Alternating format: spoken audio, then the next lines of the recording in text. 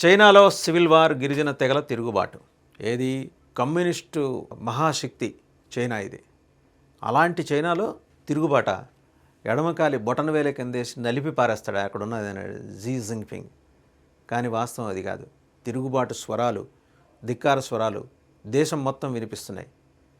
ఇంతవరకు ప్రపంచాన్ని శాసిస్తున్న అతి బలమైన ఆర్థిక శక్తిగా చైనా ప్రొజెక్ట్ అయింది. కానీ దాని డొల్లతనం ఏంటనేది పోస్ట్ ఇండియా పాకిస్తాన్ పోస్ట్ ఈ ఆపరేషన్ సింధూర్ తర్వాత బయటపడింది.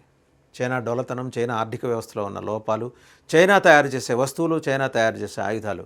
PL-15 కూలిపోయిన తర్వాత చైనాకేసి ప్రపంచం అలా వింతగా చూసింది. చివరికి ఆటబొమ్మల స్థాయిలో మీ ఆయుధాలు ఉంటాయా అని. మన ఆకాష్ తీర్ దెబ్బకి, మన బ్రహ్మోస్ దెబ్బకి, మన ఎయిర్ డిఫెన్స్ సిస్టమ్ దెబ్బకి కుప్ప కూలిపోయింది. S-400 ధాటికి తుత్తునీలైపోయి, తునాతునకలైపోయి, శిథిలాలు ఎక్కడ పడితే ఇవాళ 5 దేశాలు 5 ఐస్ అంటారు. ఆ 5 దేశాలతో పాటు జపాన్, ఫ్రాన్స్ కూడా ఎతుకుతున్నాయి. ఈ తిరుగుబాటు ఆల్రెడీ ఉంది. కానీ PL-15 ఫెయిల్యూర్ తర్వాత పాకిస్తాన్కి చైనా చేసిన సహకారం, మొత్తం సాంకేతిక సహకారం, యుద్ధరంగానికి సంబంధించి చేసిన సహకారం అంతా ఫెయిల్ అయిన తర్వాత తిరుగుబాటు మరింత ఉధృతంగా బయట ప్రపంచానికి తెలిసిపోయింది. ఇనుప కచ్చడాలంటారు. ఆ వెనకాల ఉంది చైనా. ఆ లోపల ఏం జరుగుతుందో ఎవరికి ఏం తెలియదు. అక్కడ ఉన్న ఆర్థిక మాంద్యం, అలా వైరస్లను తయారు చేసే పక్క దేశాలకు పంపించే ఒక దుష్ట సంస్కృతి. భస్మాసురుడని పురాణకాలంలో ఒకడు ఉండేవాడు. వాడిని ఎత్తిన వాడే చేయి పెట్టుకునేలాగా దేవతలు వాడి మీదకి విష్ణుమూర్తిని మోహిని రూపంలో పంపిస్తారు. మోహిని డ్యాన్స్ చేస్తూ, నృత్యం చేస్తూ తన చేయి తాను పెట్టుకోగానే వాడు కూడా తన్మయుడైపోయి వాడి చేయి వాడిని ఎత్తిన పెట్టుకొని కాలిపోతాడు. చైనా కూడా రేపు పొద్దున జరగబోయేది అదే. చైనాలో జీ జింగ్పింగ్ కరెక్ట్గా భస్మాసురుడికి సినోనిమ్. ఇవాళ తన దేశ ప్రజల ఆశలు, ఆకాంక్షలు కాదు, తన మిలిటరీ, తన కమ్యూనిస్ట్ పార్టీ, ఇవే ఎక్కడ నిరసన వ్యక్తమైనా సరే అణిచిపారేయటం. తియాన్మిన్ స్క్వేర్ దగ్గర అప్పటి నుంచి మనం చూస్తున్నాం. తర్వాత ఎప్పుడైనా చైనాలో ఒక్క సంఘటన జరిగినట్టు బయటకు వచ్చిందా? రాదు. అండ్ చైనా పక్క దేశమైన పాకిస్తాన్ ఒక ఇస్లామిక్ నేషన్కి సపోర్ట్ చేస్తుంది. ఆ చైనా దేశంలో ముస్లింల పరిస్థితి ఏంటో తెలిస్తే ఆశ్చర్యపోతారు. పొర్రపాటున ఎవడైనా బయటకు వచ్చి నమాజ్ కోసం అజా ఇచ్చినా సరే ఎంబడే తీసుకెళ్ళి అరెస్ట్ చేయటం, చిత్రహింసల పాలు చేయటం అనేది. అండ్ డిఫరెంట్ క్యాంప్స్ ఉంటాయి అక్కడ, డిటెన్షన్ క్యాంప్స్, అందులో పడేసి చిత్రహింసలు చేస్తారు. ఈ కథలు, కథనాలు అన్నీ బయటకు వస్తున్నాయి. చైనా వెంబడే అంటుంది ఇదంతా వెస్ట్రన్ మీడియా సృష్టి అని. అంటే మరి నువ్వు చేస్తున్నది ఏంటి? నువ్వేం సృష్టి చేస్తున్నావు? నీ గిరిజన తెగలందరూ తిరుగుబాటు చేస్తుంటే నువ్వేం చేస్తున్నావు? నెదర్లాండ్స్కి చెందిన ఒక హ్యూమన్ యాక్టివిస్ట్ ఆయన చైనా డిజింటిగ్రేషన్ గురించి మాట్లాడాడు. Very recent. ఆయన పేరు Abdurehim Gheni, a prominent Uyghur human rights activist based in Netherlands. ఆయన పేరు ఒక మానవ హక్కుల కార్యకర్త. ఆయన నెదర్లాండ్స్లో ఉంటున్నారు. Abdurehim Gheni. ఆయన మాట్లాడతాడు. He took to the social media platform X with a powerful condemnation of China's leadership and its treatment of ethnic minorities. Ethnic minorities, తెగలు, మైనారిటీ తెగలు ఉన్నాయి. వాళ్ళు స్వాభావికంగా అక్కడ పుట్టి పెరిగిన భూమిపుత్రులు. ఆ ఎథ్నిక్ గ్రూప్స్ మనకి గిరిజనులలాగో వాళ్ళకి అక్కడ ఎథ్నిక్ గ్రూప్స్ ఉన్నాయి. వాళ్ళని ఎలా అణిచివేస్తుందో ఆయన చెప్తూ, చైనా డిజింటిగ్రేట్ కావాలి, చైనా ముక్కలు కావాల్సిందే, ముక్కలైతే తప్పించి వాళ్ళ బతుకులు బాగుపడవు అనే మాట కూడా చెప్పారు ఆయన. Reacting to a post quoting Mao Zedong's infamous remark, all imperialist are nothing but paper tigers, and Gheni responded with a stock denunciation of Mao and the Chinese communist party. Chinese communist party మీద, Mao Zedong మీద ఆయన మాట్లాడాడు. Mao ఏం మాట్లాడేటప్పుడు all imperialist are nothing but paper tigers, సామ్రాజ్యవాదులందరూ కూడా paper tigers అట, కాగితం పుల్లే అని. దాన్ని కోట్ చేశాడు ఆయన. ఎవరు? ఘెనీ, అబ్దురహీం ఘెనీ. ఈయన కోట్ చేసి మాట్లాడుతున్నాడు ఆయన. Mao is the world's greatest murderer, he is the greatest terrorist who imprisoned many nationalities in the Chinese state prisons. ఇందాక మనం చెప్పుకుందే, మావో అనేవాడు ఒక భయంకరమైన హంతకుడు, టెర్రరిస్టు. చాలా జాతీయవాదులందరినీ కూడా తీసుకెళ్ళి చైనా ప్రిజన్స్లో, చైనా జైళ్ళలో పెట్టి హింసించాడు అని చెప్పేసి ఆయన చెప్తున్నాడు. He further described China as an imperialist force that holds multiple nations captive within its borders. తన సరిహద్దుల్లో ఉన్న చాలా దేశాలని తన గుప్పెట్లో పెట్టుకున్న ఒక క్యాపిటలిస్ట్ ఫోర్స్ చైనా అనేది. పేరుకు చైనా కమ్యూనిస్ట్ పార్టీ CCP ఉండొచ్చు కాక, కానీ క్యాపిటలిస్టిక్ ఐడియాలజీ తోటి అది ఇతర దేశాలని తినేస్తోంది, సరిహద్దుల్లో వెంబడి జొరబడి తినేస్తోంది అని చెప్పుకుంటూ వచ్చాడు. The only way to prevent China from becoming a threat to the world is to disintegrate the colonial country and establish an independent country for each people. బోల్డన్ ఎథ్నిక్ మైనారిటీస్ ఆ దేశంలో ఉన్నారు. ఇవాళ చైనా చెప్పుకుంటున్న పెద్ద దేశంలో ఉన్నారు. దాన్ని విడగొట్టి ఈ కలోనియల్ కంట్రీ నుంచి దాన్ని డిసింటిగ్రేట్ చేసి, అంటే ఈ రాచరిక పాలన నుంచి డిసింటిగ్రేట్ చేసి, వాళ్ళ కమ్యూనిస్టుల పాలనలో పేరుకి కమ్యూనిస్టులు కానీ రాచరికం ఒకటే పార్టీ ఉంటుంది అక్కడ, డిసింటిగ్రేట్ చేసి స్వతంత్ర దేశాలుగా ఏర్పాటు చేయాల్సిన అవసరం ఉంది. చైనా ముక్కలు కాబోతోంది. నెదర్లాండ్స్ నుంచి వాళ్ళ అతను అబ్దురహీం ఘనీ మాట్లాడాడంటే మాట్లాడతాడు.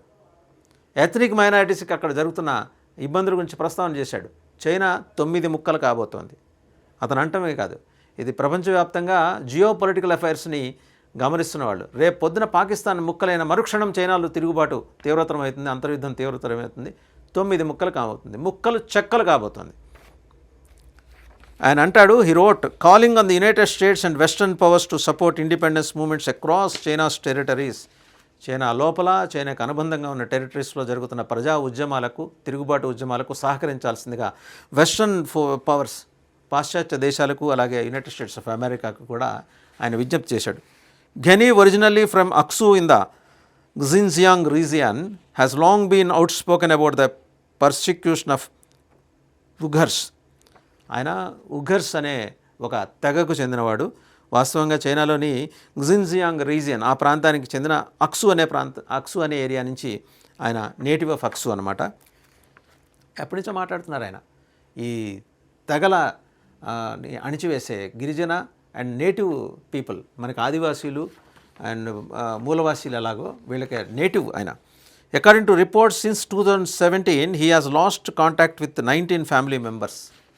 దురదృష్టం, ఆయనకి 19 మంది ఆయన కుటుంబ సభ్యులతో ఆయన ఇది పోయింది, కాంటాక్ట్ పోయింది. Who are believed to have been detained in the China's network of re education camps. వాళ్ళు చెప్తారు, ఒక్కోడికి ఒక ధర్మం ఉంటుంది, ఒక సంప్రదాయం ఉంటుంది, ఒక ఆచారం ఉంటుంది. అలాంటివే ఉండకూడదు అక్కడ. ఒకటే చైనా కమ్యూనిస్ట్ పార్టీ, మావో అనేవాడు దేవుడు, వాడు మాత్రమే దేవుడు, వాడిని తప్పించి ఎవరిని మీరు ఆరాధించకూడదు, ప్రార్థించకూడదు. ఎవరైనా చేస్తే డిటెన్షన్ క్యాంప్స్ పంపిస్తారు. దానికి వాళ్ళు పెట్టే పేరు రీ ఎడ్యుకేషన్ క్యాంప్స్. తిరిగి వాళ్ళు చదువు నేర్పిస్తారట. గిరిజన తెగలు, నేటివ్ పీపుల్, వాళ్ళ సంప్రదాయాలు వేరు, వాళ్ళ ధర్మాలు వేరు, వాళ్ళు ఏదో వాళ్ళ మానాన్ని వాళ్ళు బతుకుతున్నారు, వాళ్ళ జీవనాధారాలు ఏముంటాయి అవి పెట్టుకొని వీళ్ళందరినీ పోగు చేసి తన బందిఖానాలో ఉంచుకొని ఇప్పుడు జీ జిన్పింగ్ చేస్తున్న మావో ఆలోచన విధానంతో చేస్తున్న ఆ ఇంపీరియలిజం మీద ఈయన దాడి చేశాడు ఘనీ. ఈయన ఉఘర్స్ అనే తెగకు చెందినవాడు, ఒక నేటివ్ తెగ అనమాట. In response he began weekly solo protest outside the Chinese consulate in Amsterdam and founded the support Uyghurs foundation to amplify the global call for justice. ఆమ్స్టర్డామ్లోని చైనీస్ కాన్సులేట్ వెలుపలైన నిరసన ప్రదర్శనలు చేస్తూ ఉఘర్స్ ఫౌండేషన్ ఏర్పాటు కోసం ప్రయత్నం చేస్తున్నాడు. According to the reports, despite being arrested and fined in 2020 for protesting without a permit, Gheni has remained undeterred. 2020లో ఈయన అరెస్ట్ చేశారు, ఏది పర్మిషన్ తీసుకోకుండా. అయినా సరే ఆయన ఏం వెనక్కి తగ్గల. 2024 ఈ suffered another personal tragedy when his father reportedly died in a Chinese detention camp. అయ్యా ఇదండి చైనీస్ డిటెన్షన్ క్యాంపులో జనాలు ఎట్టా చచ్చిపోతారు, ఎంత అమానవీయంగా ప్రవర్తిస్తారు, హత్యాకాండ నరమేధం ఎలా జరుగుతోంది చైనాస్ కమ్యూనిస్ట్ పార్టీ ఆధ్వర్యంలో అనేది స్పష్టంగా ఆయన చెప్పుకుంటూ వచ్చాడు. ఇది ఏది ప్రజల చైనా, జన చైనా అని పాడుకుంటూ ఉంటారే, చైనాలో వర్షం పడినా, ఎండలు ఎక్కువగా మండిపోయే ఎండలున్నా భారతదేశంలో గొడుగేసుకొని తిరిగే వాళ్ళందరూ తెలుసుకోవాల్సిన విషయం ఇది.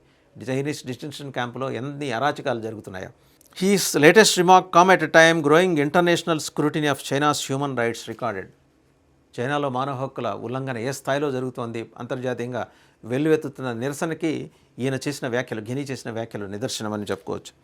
The Uyghur human rights abuses in China include the bulk detention, surveillance and cultural repression of Uyghur Muslims in Xinjiang. మొదలే చెప్పామా, ముస్లిం సంప్రదాయానికి చెందినవాడు, ఇస్లాంని ఆచరించేవాడు అక్కడ బతికి బట్టకట్టడు చైనాలో. చైనా వాడు వచ్చి మళ్ళీ పాకిస్తాన్లో మీ ముస్లిమ్స్కి సపోర్ట్ ఉన్నట్టు మాట్లాడి వాళ్ళకి ఆయుధాలు సపోర్ట్ చేస్తుంటే అసలు వాస్తవం ఏంటో ఈరోజు ఆయన బయట పెట్టాడు. ఉఘర్ హ్యూమన్ రైట్స్ యాక్టివిస్ట్ అయిన ఘనీ. Thousands of ఉఘర్స్ have reportedly been detained in re-education camps. వాళ్ళదేదో వాళ్ళ సంప్రదాయం ఉంది, వాళ్ళ మానాన్ని వాళ్ళు సరే అజా బయటికి వినిపించకుండా ఏమైనా రూల్స్ పెట్టుకుంటే సౌదీలో కూడా ఉన్నాయి, అలాంటి యూఏలో కూడా ఉన్నాయి. ఆ మైకుల్లో పొద్దున్నే బయటికి ఆ సౌండ్స్ వినపడద్దని అలాంటివి పెట్టుకుంటే ఎలాంటి ఇబ్బంది ఉండదు. అసలు నువ్వు నమాజే చేయొద్దనే పద్ధతిలో మాట్లాడితే నువ్వేం మానవ హక్కుల గురించి నువ్వేం మాట్లాడతావు చైనా అని ఆయన నిలదీస్తున్నాడు. Several media reports cite forced labour, sterilisations, religious restrictions and mosque destruction. ఇవాళ ఏం మాట్లాడుతుందండి?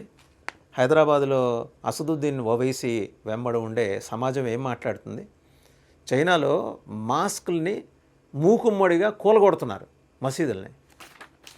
మరి ఎప్పుడు భారతదేశం నుంచి ఇస్లామిక్ కౌన్సిల్స్ చాలా ఉన్నాయి. ఎందుకు మాట్లాడరు చైనా గురించి? ఎందుకు మాట్లాడారంటే వాళ్ళకి తెలియట్లేదు కాబట్టి. ఇవాళ తెలియచెప్పాడు ఘెనీ అనే ఒక హ్యూమన్ రైట్స్ యాక్టివిస్ట్. అది కూడా అయింది ఒక ఎథనిక్ గ్రూప్ అయింది, ఉఘర్ హ్యూమన్ రైట్స్ గ్రూప్. ఉఘర్ ముస్లిమ్స్లో అదొక తెగ, ఒక 40-50 రకాలు ఉన్నారు. ఆ తెగ ఎలాంటి అప్రెషన్కి గురవుతోంది. అలాగే స్టెరిలైజేషన్ చేస్తున్నారు. రిలీజియస్గా రిస్ట్రిక్షన్స్ ఉంటే కొంతమేరకు ఉండేదాన్ని పరిమితి అంటారు, ఎక్కువ ఉంటే దాన్ని విధ్వంసం అంటారు. అలాంటి విధ్వంసం కూడా జరుగుతుంది. The Chinese government denies that human rights are part of anti terrorism measures. అంటే చైనా వాడు చేస్తే యాంటీ టెర్రరిజం మెజర్, భారతదేశం చేస్తే స్వతంత్రం కోసం పోరాడుతున్న వాళ్ళ మీద భారతదేశం దాడి. చైనా నీ 2 నాలుకల ధోరణి ఏంటనేది జిపింగ్ బయటపడిపోయింది. నీ దేశంలో యాంటీ టెర్రరిజం అయినప్పుడు పక్క దేశం వాడు కూడా వాడి దేశాన్ని రక్షించుకోవడానికి చేస్తున్న దాన్ని అది యాంటీ టెర్రరిజం కాకుండా దాన్ని స్వాతంత్ర సమరయోధుల సాయుధ పోరాటంలాగా అభివర్ణించే చైనా నీ నక్క జిత్తులు నీ ఎక్స్పోజ్ చేశాడు ఆయన, ఘెనీ అని ఆయన. Human rights groups and various governments డినౌన్స్డ్ the acts as crimes against humanity with some accusing of them of genocide, ఎలిసిటింగ్ global outrage and appeals for accountability. Human rights అడుగుతున్నాయి, human rights సంస్థలు ప్రపంచవ్యాప్తంగా జెనిసైడ్ లాంటి వ్యవహారాలు జరుగుతున్నప్పుడు మాట్లాడాలి కదా మీరు అని. అలాగే మనం ఇంకొక అంశం తీసుకుంటే 31 years old పార్టీ ఒకటి చైనాలో ఒకటి ఉండేది, Hong Kong's democratic party have announced plans to dissolve what was once the Hong Kong's largest opposition group. వాళ్ళ మీద కూడా చైనా బండేసింది.